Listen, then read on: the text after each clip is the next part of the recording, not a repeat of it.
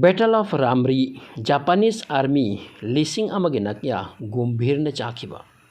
World War II की वारी ने Japanese Army की history दा ख्वाइदगी pathetic way पथौदोगनी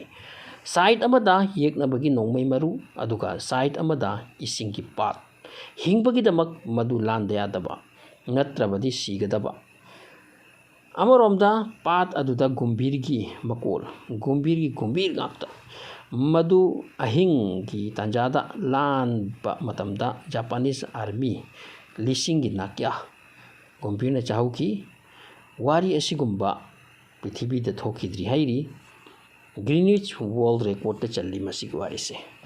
बैटल ऑफ रामरी असिबु ऑपरेशन मेटाडोर है सुकवे 14 जनवरी 1945 तनी जापानीज का इंडियन फोर्स हाइबदी मतमदा ब्रिटिश फोर्स हाइबताई मखोइगा कापनरप मतमदा जापानीज आर्मी दगी मखोइ लिसिंग मुक्से चेनबगी तंजा लाखी मखोइ सिरनी कीबदगी रामरी कौब मफम से इथतनी हैरी हौजिकी मतमदा हरगा बर्मागी राखीने स्टेट असोमदा मसी 1942 दा जापान न कैप्चर तौखी मसी मफम से अदुगा ब्रिटिश तगी मखोइना 1942 दा मखोइना लौरगा अमुक ब्रिटिश ना second world war मतमदा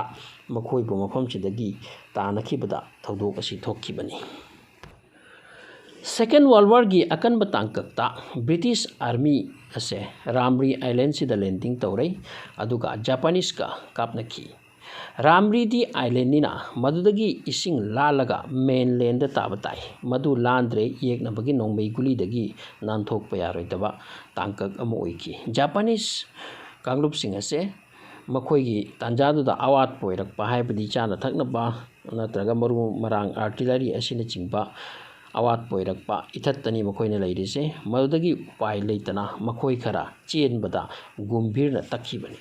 Indian British army तेंगोलदो इम्फाल अदुगा कांगलुप मना आगरतला रोमदगी चंगसिलखी लीडर अदो जनरल विलियम स्लिम कवे इंडियन ब्रिटिश आर्मी की मधुगा जापानीज आर्मी की हेड अदुना जनरल कानिची नाजाजाई कवे रामरी आइलैंड असिदा ब्रिटिश फोर्स सिंह जहाज तौरगसु चितागांग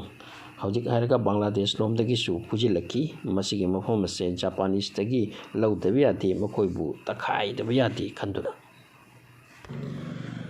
आइलैंड असिदा यामना अकनब लान ओइखी मैखुदा कपखाइनखी जापानीज सेपाई लिसिंग मुक रामली आइलैंड से थादोकलमलगा एबांडन तौरगा निंगदा हनबनी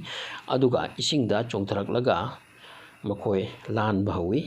अमरोमदना मखोइना लाकपा मफमदो इसिंगदी यामना लुदबा किलोमीटर कया समदुना मेनलैंड ताबा मौद लैखोम लैनांग मरक्ता क्रोकोडाइल गाक्ता लैरमखिबनी अहिंगदा लाकपनीसु हाइनै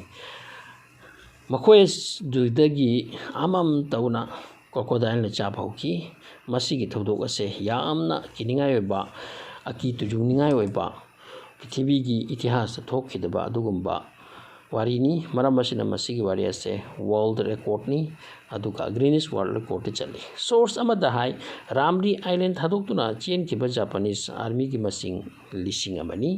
अदुगा हिंगदुना कारकपदी ओनली कुन खगनी अतै काई चखरे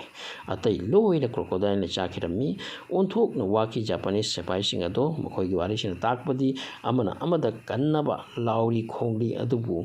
अहिंगदुदा तांजादुदा कनाना कनाबु चिंखतकनी कनागपु कनादा मतिंग तौनी क्रोकोडाइल की युमद चंगद्रोबदा मकोल तारोबदा अमम तौन चाबा हौखिबनी